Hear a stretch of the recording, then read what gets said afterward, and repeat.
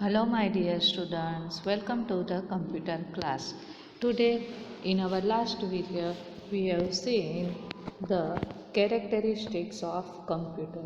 Now in this video we have learned the evaluation of the computer.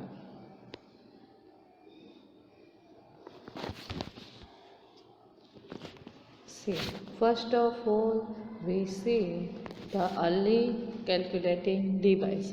See, directly computer event नहीं हो गया, but पहले क्या थे, धीरे धीरे एक एक डिवाइसेस अलग कैलकुलेटिंग डिवाइसेस हुआ, उसमें से फिर उसके बाद कंप्यूटर का बोर्न हुआ। तो सबसे पहला जो डिवाइस आया वो क्या है, तो abacus. Abacus is believed to be the first calculating device. सबसे पहला जो कैलकुलेटिंग डिवाइस इन्वेंट हुआ वो क्या है, एबेकस। और it was invented in 16th century in China. सबसे पहले चाइना में 16th सेंचुरी में एबेकस इन्वेंट हुआ। Simple calculation like addition or subtraction could be performed using the abacus. See here, abacus का पिक्चर दिया है। अभी बच्चों के खिलौने में भी, स्लेट में भी ऐसा एबेकस आता है, राइट। तो सबसे पहले ऐसा एबेकस इन्वेंट हुआ। उसमें क्या, सिंपल कैलकुलेशन, एडिशन और सिर्फ सब्ट्रैक्शन, इससे आप परफॉर्म कर सकते हो। सबसे पहले कहाँ पे ये इन्वेंट हुआ, चाइना में। Now the next device is Napier's board, right? तो जॉन नेपियर ने 1616 में कैलकुलेटिंग डिवाइस बनाया और उसका नाम क्या रखा, नेपियर्स बोर्ड। और ये किस लिए यूज़ होता है, तो addition, subtraction, multiplication and division. Abacus है वो सिर्फ एडिशन और सब्ट्रैक्शन के लिए यूज़ होता था, बट ये नेपियर्स बोर्ड है वो उसमें हम मल्टीप्लिकेशन और डिवीज़न भी कर सकते। उसके लिए उसने एक रेक्टेंगुलर रोड बनाया था। See here one example is given. 7 का देखो, 7 1 सा 7 होता है, फिर 7 2 सा 40, तो 1 यहाँ पे और 4 यहाँ पे नीचे, 7 3 सा 21, तो 2 ऊपर और 1 नीचे। ऐसे ये बोर्ड का यूज़ करके मल्टीप्लिकेशन और डिवीज़न नेपियर्स बोर्ड में हम कर सकते हैं। Now the next device is pascal. The first mechanical calculator was invented by Blaise Pascal in 1641। क्या पास्कलाइन मशीन है वो क्या है, सबसे पहला मैकेनिकल कैलकुलेटर है, क्या, कैलकुलेटर। और बेस पास्कल ने उसको 1641 में इन्वेंट किया था। It was consist of a rectangular box with 8 movable wheels. It was used for addition, subtraction, multiplication and division of number up to 100 and 1000। ये इसमें क्या था कि 8 व्हील थे, उसका यूज़ करके आप एडिशन, सब्ट्रैक्शन, मल्टीप्लिकेशन और डिवीज़न कर सकते। और कहाँ तक, तो numbers up to 100s and 1000 तक के नंबर्स के आप एडिशन, सब्ट्रैक्शन, मल्टीप्लिकेशन और डिवीज़न कर सकते हैं। किस में, पास्कलाइन में। और वो क्या है, सबसे पहला मैकेनिकल कैलकुलेटर है। और बेस पास्कल ने 1641 में उसको इन्वेंट किया था। Now difference engine. तो in 19th century Charles Babbage invented the first mechanical computer. It was called the difference engine. See here, यहाँ 1.4 में देखो ये डिफरेंस इंजन का पिक्चर्स दिया है। तो डिफरेंस इंजन क्या है, तो सबसे पहला मैकेनिकल कंप्यूटर, और पास्कलाइन है वो क्या है, मैकेनिकल कैलकुलेटर। सबसे पहले ये डिफरेंस इंजन है वो मैकेनिकल कंप्यूटर है, वो इन्वेंट किया था 19th सेंचुरी ने। फिर उसके बाद analytical engines. Charles Babbage also invented the first general computer known as an analytical engine. The analytical engine had the same basic element as the modern computer: input, output and memory device. Charles Babbage is also known as the father of the modern computer. See here, ये देखो, ये है analytical engine. ये सबसे पहला अभी जो हमारी जो सिस्टम है ना कंप्यूटर में, कि हम इनपुट देते हैं, फिर उसके ऊपर प्रोसेस होती है, फिर हमें आउटपुट मिलता है, तो यही मैकेनिज्म पे ये एनालिटिकल इंजन है वो काम करता है। तो ये किसने इन्वेंट किया? चार्ल्स बेबेज ने। तो इसीलिए चार्ल्स बेबेज को हम क्या बोलेंगे? Father of the modern computer, right.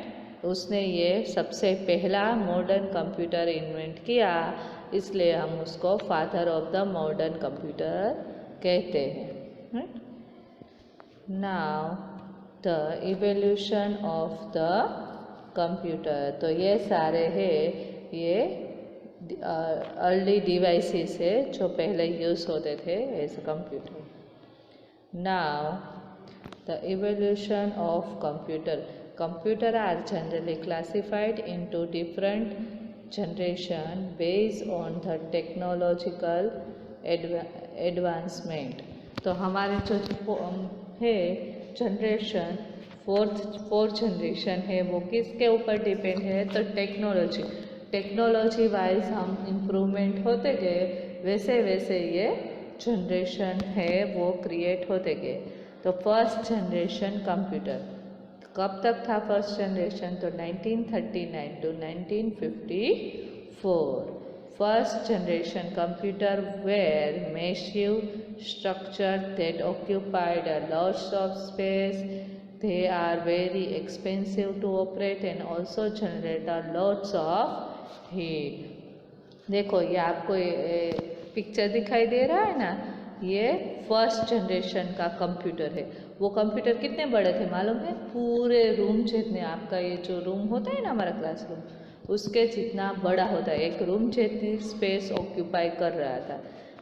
और वो एक्सपेंसिव वेरा, इतना बड़ा कंप्यूटर होगा तो उसका मेंटेनेंस करना वो थोड़ा एक्सपेंसिव हो जाएगा ना, तो वो एक्सपेंसिव थे कंप्यूटर। और जनरेटर लॉट्स ऑफ हीट, और इतना बड़ा होगा तो कंप्यूटर स्टार्ट होगा तो उसमें से हीट जनरेट होती है, तो वो लॉट्स ऑफ हीट जनरेट करता था। ये सारे उसके ड्रॉबैक है। Now first generation computer use vacuum tube as their main component. अभी क्या है कि जो फर्स्ट जनरेशन कंप्यूटर है ना, वो कौन सा कंपोनेंट यूज़ करते थे? तो वैक्यूम ट्यूब। वैक्यूम ट्यूब कैसा होता है मालूम है? आप सब ने वो येलो बल्ब देखा है? कहीं आपके पेरेंट्स को पूछना, वो जो येलो बल्ब होता है ना, उसका जो मिरर होता है ना, वो बहुत ही पतला होता है। तो सेम वैसा ही मिरर वाला जो है वो vacuum tube first generation computer में यूज़ होता था। तो वो एकदम पतला होता है ना, तो वो डैमेज होने का या टूट जाने का ऐसा चांसेस વધારે, ऐसे वो ये बहुत ही पतला मिरर होता है ना, तो वो टूट जाने का, ये डैमेज होने के चांसेस ज़्यादा रहते थे। इसलिए फर्स्ट जनरेशन के जो कंप्यूटर है ना, वो ज़्यादा एक्सपेंसिव होते थे। और ऐसे बहुत सारे वैक्यूम ट्यूब्स एक ही कंप्यूटर में हमें यूज़ करने पड़ते थे। तो ये इमेज क्या है, किसका है? ENIAC। तो ENIAC का फुल फॉर्म क्या है? Electronic numerical integrator and computer. तो ये ENIAC है वो फर्स्ट जनरेशन का कंप्यूटर है। और another one is universal automatic computer, UNIVAC। तो ये दोनों फर्स्ट जनरेशन के पॉपुलर कंप्यूटर थे। Now the second generation computer 1956 to 1963, ये सेकंड जनरेशन के कंप्यूटर है। तो second generation computer were smaller, faster, cheaper and more efficient than the first generation computer. अभी क्या है, सेकंड जनरेशन में टेक्नोलॉजी इम्प्रूव हुई, तो उसकी वजह से फर्स्ट जनरेशन के कंप्यूटर की कंपैरिजन में सेकंड जनरेशन के कंप्यूटर छोटे थे, फिर उससे ज़्यादा स्पीड और कॉस्टली भी कम थे और मोर एफिशिएंस, उसकी स्पीड भी अच्छी थी।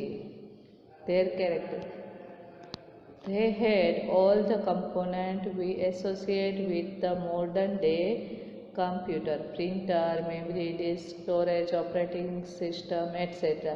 तो अभी हम जो यूज़ करते हैं कंपोनेंट के भाई प्रिंटर यूज़ करते हैं, प्रिंट, फिर मेमोरी, फिर डिस्क, स्टोरेज, ऑपरेटिंग सिस्टम, तो वो सारी चीज़ें सेकंड जनरेशन के कंप्यूटर में थी। Transistor were used as their main component which replace to vacuum tube use in the first generation computer. Okay, मैंने आपको बताया ना कि फर्स्ट जनरेशन कंप्यूटर में हम मेन कंपोनेंट क्या यूज़ करते थे, वैक्यूम ट्यूब। तो उसमें प्रॉब्लम क्या रहता था कि वो डैमेज होने के बहुत सारे चांसेस ज़्यादा थे, तो उसके जगह पे हम सेकंड जनरेशन में क्या यूज़ करेंगे, ट्रांजिस्टर, राइट, वो मेन कंपोनेंट था। और लैंग्वेज भी कोबोल और फोर्टेन जैसी लैंग्वेज है ना, वो भी कंप्यूटर की ये सारी लैंग्वेज है, सी प्लस प्लस, PHP, ये जो सारी लैंग्वेज है ना, वो इन्वेंट हुई ना, उससे पहले ये कोबोल और फोर्टेन लैंग्वेज थी, वो यूज़ होती है। तो ये दोनों लैंग्वेज कंप्यूटर लैंग्वेज है, वो सेकंड जनरेशन कंप्यूटर में यूज़ होती थी, right. Now the third generation computer. तो third generation computer were smaller as compared to the second generation computer. Their characteristics have they use new input and output devices such as a scanner or magnetic ink character reader। तो ये third generation computer है, वो second generation computer है, उससे भी ज़्यादा छोटे size में होते थे, राइट। और इनपुट और आउटपुट डिवाइसेस है, तो सेकंड जनरेशन के कंपैरिजन में नए इनपुट आउटपुट डिवाइसेस आए, जैसे स्कैनर और मैग्नेटिक इंक कैरेक्टर रीडर। तो वो क्या है मालूम है, आपने चेक बुक देखी है, आपके पेरेंट्स को पूछना, चेक बुक में जो नीचे नंबर होते हैं ना, उसमें ये इंक का यूज़ करके नंबर लिखते हैं, तो वो तुरंत ही वो डिवाइस में फैच हो जाते, राइट। वो इंक से लिखे होते हैं ना, मैग्नेटिक इंक से, तो वो जो कैरेक्टर है वो इजीली रीड कर सकते हैं। Memory capacity was greatly in large. और पहले क्या था कि मेमोरी कैपेसिटी थी, बट वो इतना ज़्यादा डेटा स्टोर नहीं कर सकता। अभी तो बहुत थर्ड जनरेशन कंप्यूटर में वो लार्ज थोड़ी ज़्यादा हो गई है। They use as an operating system that allowed machine to run many different programs। और उसके बाद ऑपरेटिंग सिस्टम के भी नए नए वर्जन आते गए, वो भी यूज़ होते गए। They use integrated circuits as their main component which were popularly called chips। अभी फर्स्ट जनरेशन कंप्यूटर में क्या यूज़ होता था मेन कंपोनेंट में, वैक्यूम ट्यूब। और फिर सेकंड जनरेशन में ट्रांजिस्टर, और ट्रांजिस्टर के बदले थर्ड जनरेशन में क्या यूज़ होगा, आईसीज, उसको क्या इंटीग्रेटेड सर्किट्स हम बोलेंगे, तो वो मेन कंपोनेंट यूज़ होता है। Now fourth generation computer. तो fourth generation computer are the present day computer. They are popularly known as personal computer or PCs। Their characteristics are they have greatly improved computing power and extremely large memory। तो उसका calculation time वो सब बहुत ज़्यादा था, और memory तो बहुत ही वास्ट हो गई, अभी बहुत ज़्यादा, टीबी में हम मेमोरी स्टोर कर सकते हैं, right. They can be linked together to exchange data. हम दो पीसी को कनेक्ट कर सकते हैं LAN से डेटा एक्सचेंज करने के लिए. They use large scale integrated circuit. Fourth generation में क्या हुआ, इंटीग्रेटेड सर्किट में भी very large scale integrated circuit और very large scale integrated circuit का हम यूज़ कर सकते हैं. उसकी वजह से क्या होगा, they reduce the size of computer and increase their efficiency at the same time. अभी ये वेरी लार्ज स्केल हम यूज़ करेंगे ना इंटीग्रेटेड चिप, तो उसकी वजह से जो कंप्यूटर्स की साइज है वो छोटी होती गई. फोर्थ जनरेशन कंप्यूटर मीन्स हम अभी करंटली जो पर्सनल कंप्यूटर यूज़ करते हैं ना, वो फोर्थ जनरेशन कंप्यूटर है. Nowadays laptop and laptop which can be carried anywhere we have very commonly.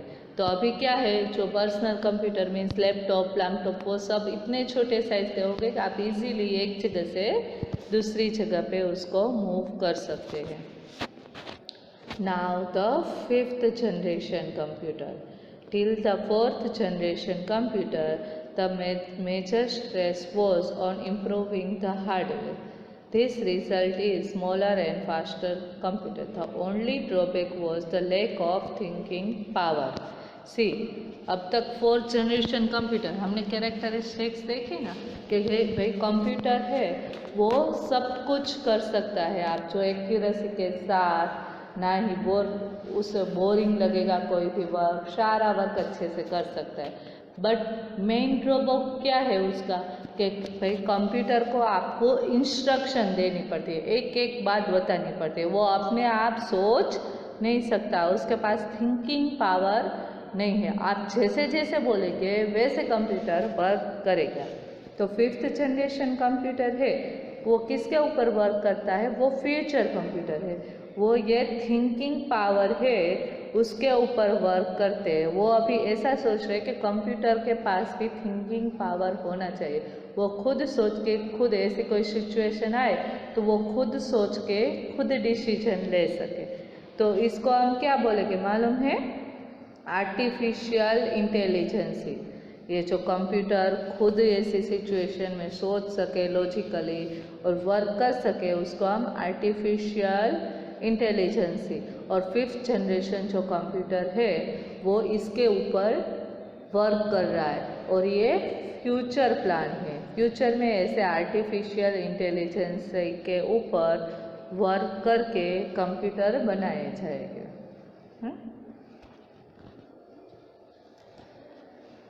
Japanese was the first computer that tried to build a supercomputer in the late 1980 and early 90, but they did not succeed. ऐसा computer Japanese ने बनाया है artificial intelligence के ऊपर, but ये उतना success नहीं किया. और दूसरा सुपर कंप्यूटर भी इसमें फिफ्थ जनरेशन में आता है. तो हमारे इंडिया का फर्स्ट सुपर कंप्यूटर कौन सा है मालूम है, Param 8000 was the first supercomputer made in India. Okay.